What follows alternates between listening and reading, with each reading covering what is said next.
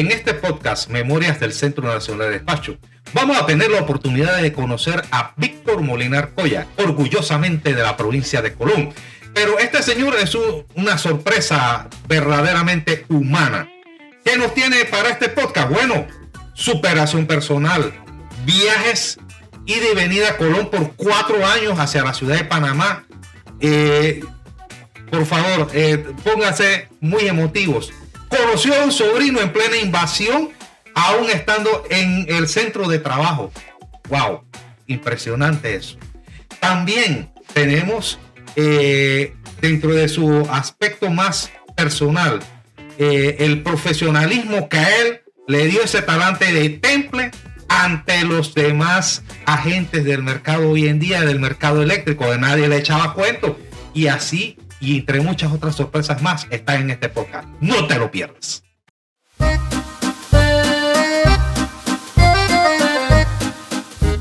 Tenemos el gusto el día de hoy de presentarles un bonus en Vivencias del Centro Nacional de Despacho.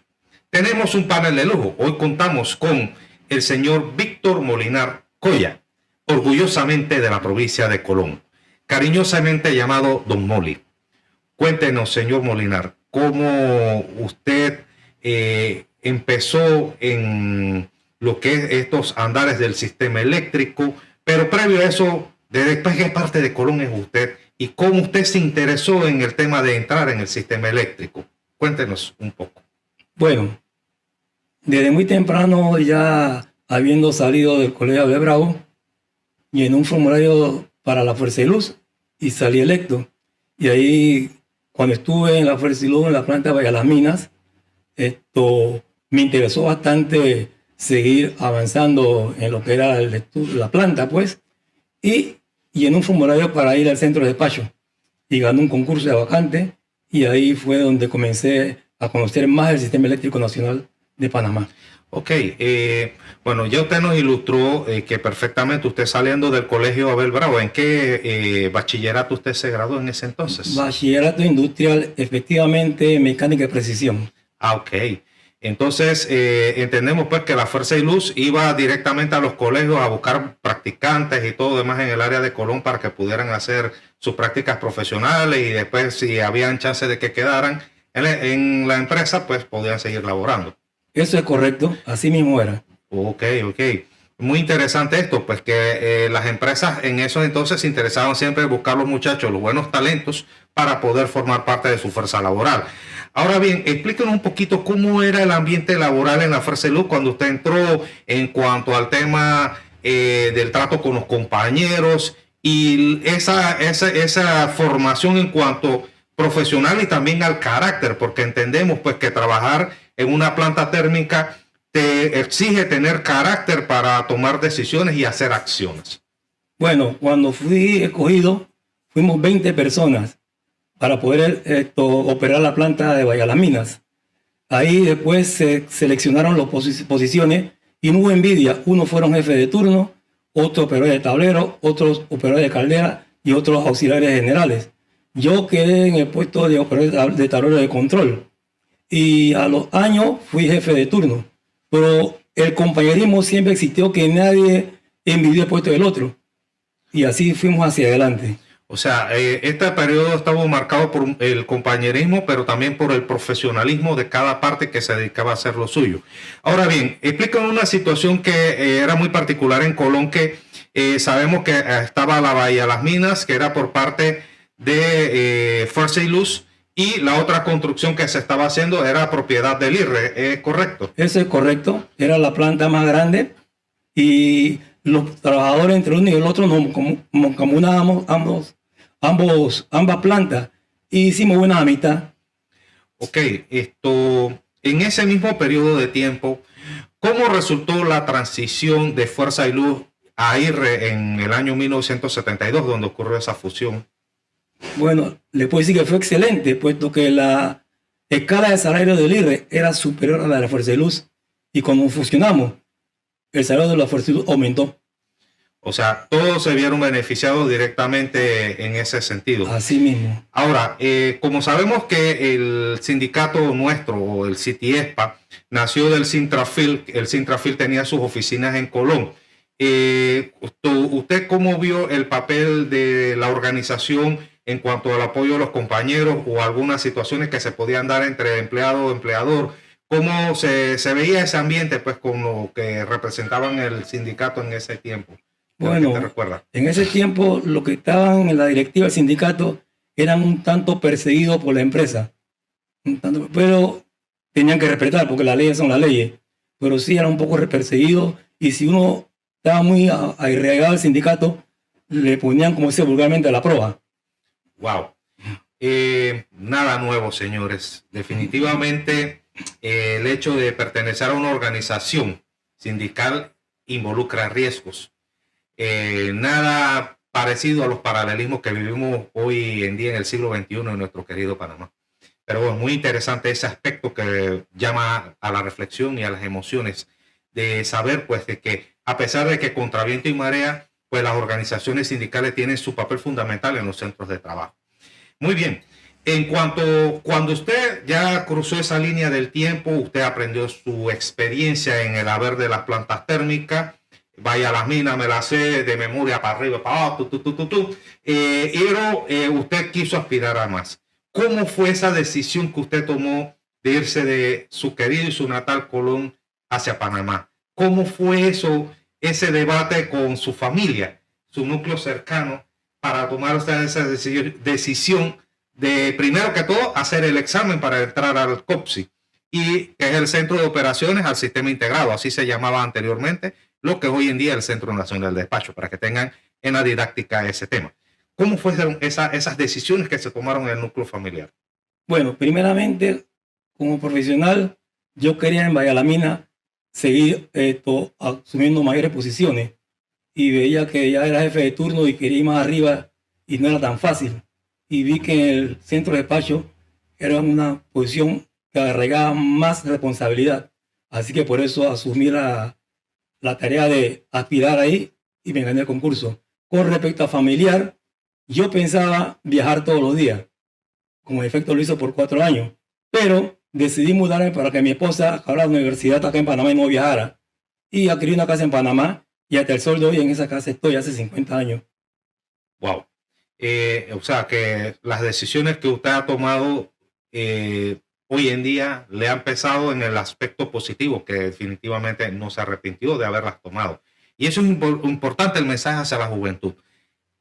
El sacrificio y la entrega y tener ese apoyo de tu familia, de tu núcleo cercano, para que esas decisiones tengan mayor peso por un mejor futuro y por la superación. Como vimos el caso pues, del señor Molinar, su esposa quería también ser profesional, que recordemos en los años 70, años 80, el papel de la mujer a nivel profesional pues estaba bastante limitado en algunas profesiones y también en los estudios. Entonces, el hecho de tomar esas decisiones para un mejor futuro son fundamentales. Entonces, señores, no tenemos que arrepentirnos de estas cosas, al contrario, tenemos que echarle ganas.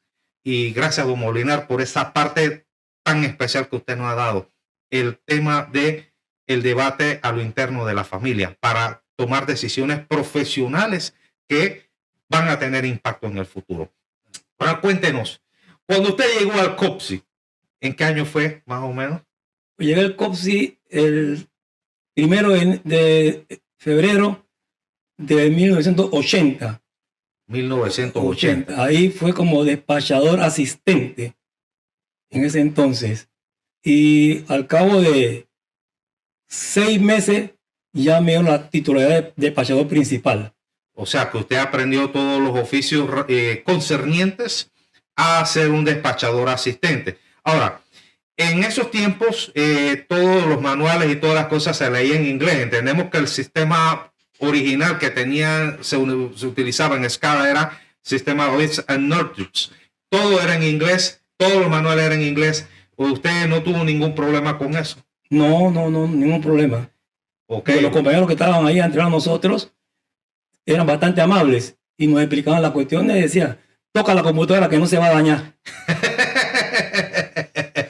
O sea, ¿Usted cuál fue su primera impresión de su primer día de trabajo al estar allí? Al salir de un ambiente definitivamente ruidoso, caliente, de estar en una planta térmica, a pasar a un ambiente más controlado, mejor climatizado y eso sí, con muchos teléfonos y otro tipo de responsabilidades. ¿Cómo usted se sintió? Bueno, la verdad que me sentí muy bien porque yo estaba buscando algo así, algo que un reto. Era un reto. Porque yo tenía ganas de superarme más de lo que sabía. Y eso fue para mí una gran satisfacción. Bien. Estando en esta cortina del tiempo que usted entró, el Instituto de Recursos Hidráulicos Electrificados, el antiguo IRRE, estaba en una fase expansionista del sistema, mucho crecimiento, mucha inversión estatal en proyectos como Fortuna, bueno, ya Bayano estaba en funcionamiento, Estrella de los Valles estaba en funcionamiento, pero sí estaban entrando en operación muchos equipos nuevos, subestaciones que hoy en día existen. Y todo eso involucraba el conocer esos equipos y esas nuevas subestaciones.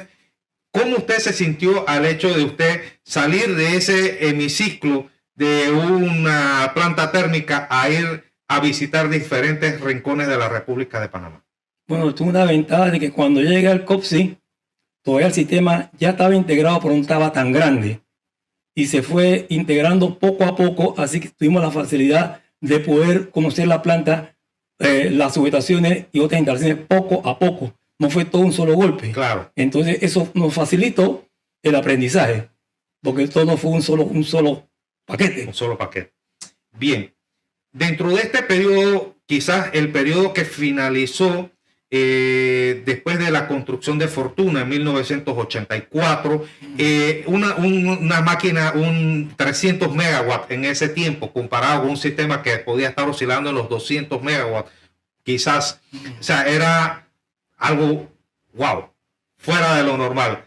¿Cómo se sentía operar máquinas grandes en un sistema que era bastante pequeño en esa época? Bueno, cuando Fortuna entró en servicio ya estaba Bayano.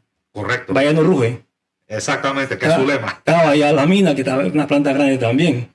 Así que habían dos polos que eran bastante grandes. El sistema, el consumo real está en la ciudad capital. Correcto. Luego, cuando vino Fortuna, como era presa baja, no se podía operar al 100% con mucha frecuencia. Así que era más fácil operar esa planta a máxima carga, porque no puede hacer 24/7. Muy importante. Como dato histórico, la planta Fortuna, cuando fue concebida originalmente, el nivel de la presa, que es así, esa misma donde los carros circulan allá arriba cuando van para Chiriquí y Bocas, esa presa originalmente medía 1010 metros sobre el nivel del mar.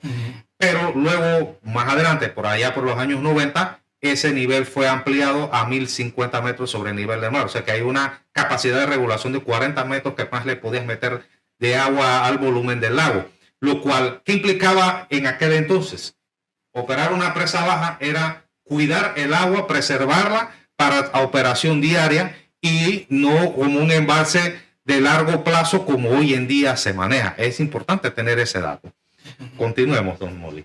Bueno, inclusive ya con la planta de Fortuna vino Estrella de los Valles, vino Esti, fueron otras plantas también que no muy pequeñas, 90 megavatios, 110 megavatios, y todo eso fue más la interconexión con Costa Rica. Muy importante eso. Con Costa Rica. ¿Cómo fue ese proyecto? Aquí me han contado que hubo una pelea con los jefes de que hubiera más chen por manejar la interconexión. ¿Cómo fue ese cuento? Bueno, ese cuento fue una cuestión de que había más responsabilidad. Ya nosotros tenemos que ver con el problema de otro país. Y entonces se involucraba más responsabilidad. Y eso fue, tuvimos un altercado con los jefes de aquel entonces, no voy a decir nombre. Claro. Y eso fuimos a la gerencia a pelear plata. Y en eso dijo ahí muy que $400, eso era mucho. Entonces yo le dije que nos dieran 2 etapas. Y Barnegaray dijo, déle 2 etapas. Ingeniero Juan Barnegaray. Sí, entonces nos la dieron. Y dice Cooper, que era de personal, Molly, le metiste a Barnegaray lo que no sabía. Eso viene con seguro social. Eso viene bruto. Eso viene bruto. Al final, la lucha, ¿cómo quedó? Sacamos $140. Que en 1986 era billete. Importante, señores, sin lucha no hay victoria. Así que eso fue un dato muy curioso. El hecho de que hoy en día las empresas lastimosamente te agregan más responsabilidades sin menor cambio en tu rata horaria, en tu pecunio económico, es algo que hay que valorizarlo. Y el efecto de la lucha de estos compañeros ya retirados definitivamente da valor y da pie a que la lucha siempre debe continuar para mejor. Okay. Don Molly, ya cruzando ese tiempo, esa franja del tiempo, ya nos estamos adentrando en Panamá, que quizás las relaciones cívico-militares, llámese dictaduras civiles, como se dice en ese tiempo, el país iba entrando en una vorágine económica en retroceso. Llámese la crisis desde el 87. Hubo un problema también, si acá en los datos históricos quedamos sin escala, porque la computadora principal se dañó, el Lithanortub se dañó. ¿Y cómo fue operar? ¿Cómo fue ese reto? Operar un sistema a ciegas, sin visualización remota. ¿Cómo fue eso? Bueno, por experiencia ya conocíamos cómo el sistema se comportaba, ya sea en hora valle, hora pico. Entonces le asignamos la frecuencia a una planta del sistema, ya sea una planta de Vallalamina, porque responde más rápido, una planta de Bayano o una de Fortuna, y teníamos comunicación constante con los operadores de planta, para que teníamos gente en las subestaciones, para mantener voltaje en 13.800, mandábamos a cambiar los TAP de acuerdo al voltaje, porque sabíamos más o menos a qué hora la carga iba a aumentar y sabíamos a qué hora debíamos cambiar la configuración del sistema. Y eso fue una cosa que nos ayudó bastante por la experiencia. Sin computadoras. Sin computadora. ¿Por cuánto tiempo operaron un sistema sin computadora? Aproximadamente. Aproximadamente hubo un tiempo que nos quedamos casi como 4 días. 4 días sin computadora y lo operamos bien. Y otro tiempo duró casi como una semana sin computadora. Sí, entiendo que hubieron muchas dificultades económicas por parte del IRRE en ese entonces, porque ya Panamá estaba en plena crisis, había embargo económico por parte de Estados Unidos y las piezas de los equipos no se conseguían fácilmente directamente con proveedores. Y eso fue una situación que agudizó más el hecho de conseguir por otra parte en el extranjero, y el hecho de operar el sistema bajo esa configuración te da esa malicia definitivamente de tener esa experiencia, saber cómo son sus diferentes comportamientos en diferentes etapas del día. Y eso es muy importante mencionarlo, que no hay que perder la calma ni hay que perder el norte. Y el país sigue y seguirá operando si se tienen ese factor decisivo que es la experiencia. Don Molinar, esta parte del tiempo siempre me trae sentimientos encontrados. Final de la década de los 80, quizás yo era un infante. Y bueno, yo de manera chistosa yo decía, el IRRE me quitó la luz y ya no tengo cómica. Y decía, esa gente que está allá me quitaron la luz. Y vinieron, o sea, una serie de situaciones combinadas. Sequías, apagones, vaya. Encima de eso, situaciones a lo económico y también a lo social. El país fue cambiando de una manera muy dramática y muy rápida. Cuéntenos. Quiero preguntarle sobre una fecha en particular. 16 de marzo de 1988. ¿Qué le trae a usted eso? 16 de marzo, un apagón total. Correcto. Se dieron acciones por parte del CITIRRE, que era el sindicato del IRRE en ese entonces, pero también se dio paralelamente la intentona golpista fallida del general coronel Leonidas Macías. Y bueno, eso trajo una serie de situaciones que degeneraron en otras más. Pero acá me cuentan los otros controladores que usted estuvo en turno cuando sucedió ese evento de que el sistema se fue desmembrando porque simplemente pues fueron saliendo plantas de generación y todo demás, y el sistema quedó reducido a una mínima expresión.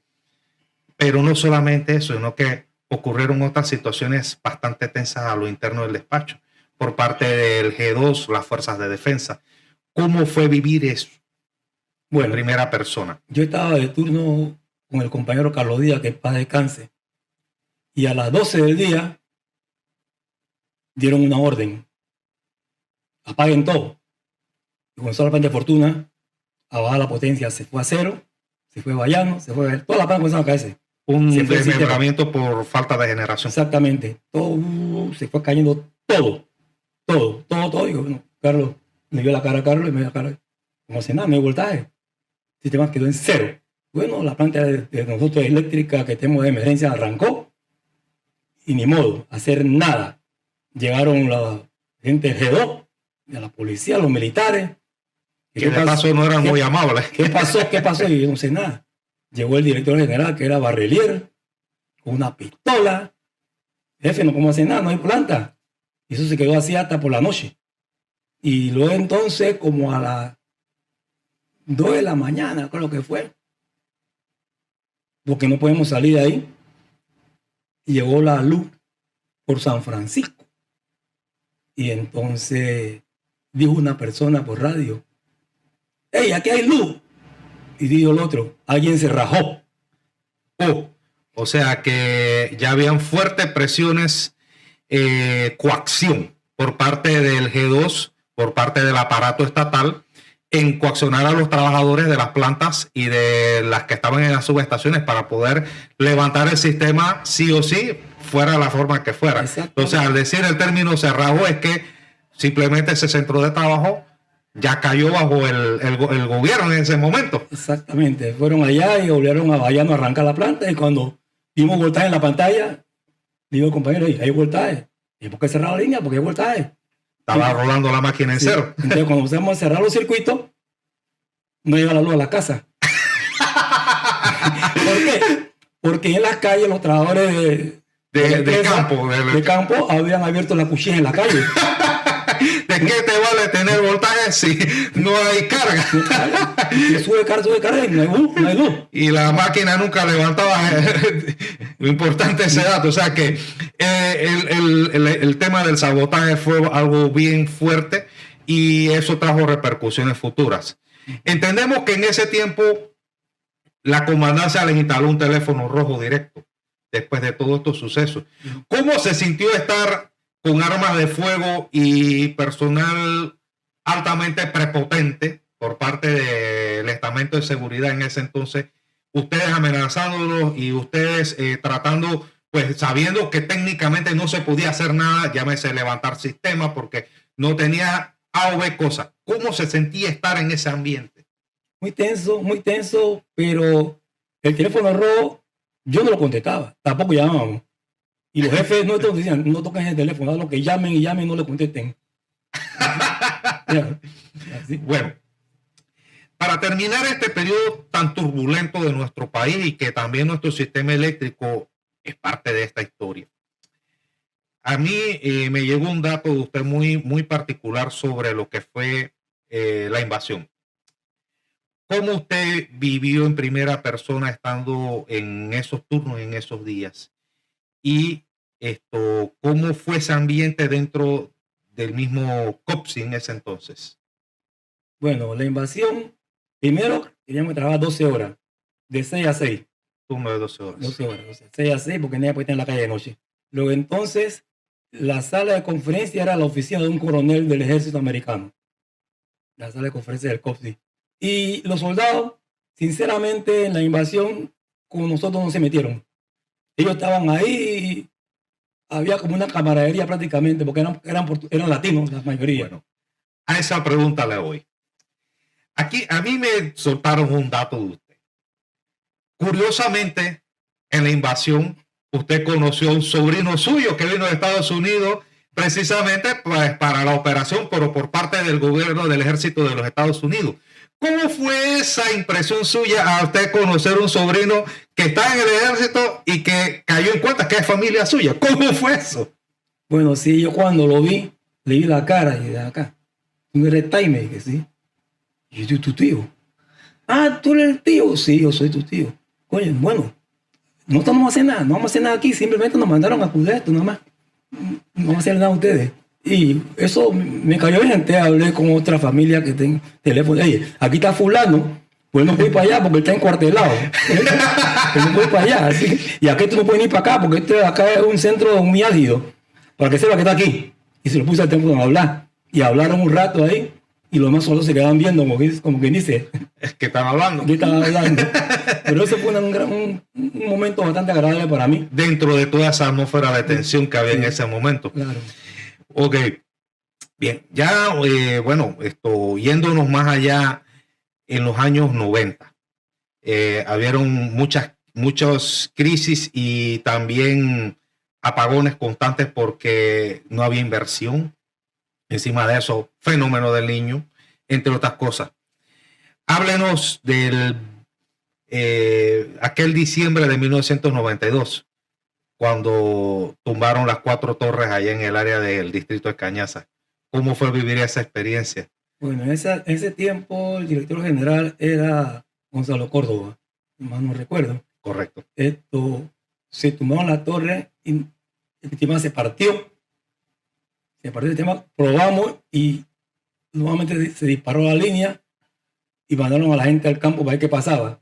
Nos dimos cuenta que eran las torres que estaban caídas, con el sistema se manejó partido. Una parte de Chorrera para acá, Llamoseña para acá, y otra parte de solamente Chiriquí. Exactamente, Chiriquí como sistema aislado. Entonces, la frecuencia del lado allá la dejaba Fortuna, junto con Estrella Valle, y nosotros acá junto con Baena y Bahía La Mina, hasta que levantaron un circuito para poder integrar nuevamente el sistema. Pero fue un problema bastante grande, puesto que el área oriente tenía mucha energía para transportar, y acá el área capital, el consumo de la República prácticamente mayor. Y se tuvieron que hacer apagones programados para poder manejar el sistema. Ahora, yéndonos a esa atmósfera mediática de aquel tiempo, usted siendo alguien que trabajaba en el IRRE, controlaba la luz. ¿Usted cómo era visto en la calle ante los amigos, ante la familia, que se sabía que el IRRE estaba cortando luz por apagones? O sea, se vive una incomodidad grande. ¿Usted cómo vivió eso? ¿Cómo sortió eso? Bueno, teníamos un uniforme que decía logo del IRRE. Ajá. Yo trataba de no usarlo en la calle. Primeramente. Y cuando llegaba cierto, yo tengo mis amistades, los boys y cosas como esa. ¡Ey, ese que corta la luz! ¡Ese que corta la luz! Y quería hacer relajo, lo podía hacer relajo. Sí, pero eran jocosos, ¿no? Pero ese que corta la luz, ese que corta la luz. O sea, estaba la imagen del empleado estaba muy estigmatizada en ese tiempo por las situaciones mediáticas que ocurrían. Entonces, bueno, muy interesante eso. Don Molly, cuéntenos de su perspectiva. ¿Cómo fue el paso, ese camino hacia la privatización y posterior integración al mercado eléctrico como actualmente hoy lo conocemos? Bueno, el paso hacia esa privatización, primeramente que nosotros quedamos en ETESA. Luego entonces ya las plantas eléctricas tenían su dueño. Muy bien. Tenían su dueño. Y era algo muy diferente, puesto que ya tú no podías, ¿cómo te puedo decir? Mandar como si fuera dueño de la planta. Claro. Tú tienes que dar una orden, pero a sabiendas de que el dueño puede que la cumpla, puede que no la cumpla. Pero gracias a Dios, los operadores de planta y nosotros tenemos buena camaradería y las cosas se llegaron a buen término. Bueno, usted tiene un temperamento fuerte en ese sentido. Y usted cuando lo escuchaban en las plantas del mercado, aquí cuentan las historias y las leyendas que la gente tenía que rendirle cuentas como tenía que ser, sin venirle cuentos ni rodeos, los operadores. ¿Usted cómo se sentía ante las nuevas generaciones de operadores que fueron entrando y cómo esa filosofía fue cambiando? Bueno, yo tuve la gran suerte de conocer las plantas del país. Yo conocí Bayano, Fortuna, Estrella, Los Valles, Bahía La Mina, San Francisco. Así que a mí no me echaban cuento. Yo sabía lo que tú tenías que hacer. Y yo dije, tal cosa. Hey, yo sé qué tiempo te demora hacer eso, así que hazlo. No podía venirle con cuentos ni rodeo. Oiga, don Molly, ¿cuáles son sus reflexiones finales en cuanto a su carrera profesional como operador ya del Centro Nacional de Despacho y viendo el crecimiento de las energías renovables. Pero a su vez, la juventud, ¿cuál es su mensaje que le puede dar a la juventud ahora mismo? En base a todo esto que usted ha vivido y nos ha contado. Mi mensaje a la juventud es la siguiente. Primero, que se preparen académicamente. Y recuerden que en la universidad este oficio no se aprende. Este oficio se aprende en el campo de trabajo. Tú vienes con una básica de la universidad muy profesional, pero cuando tú vas al campo de trabajo te das cuenta que te faltan muchas cosas para ser un profesional. Así que estudien, esmérense, porque para el futuro va a ser un poquito más álgida manejar el sistema. Así es. Bueno, concluimos acá este podcast con el señor Víctor Molinar.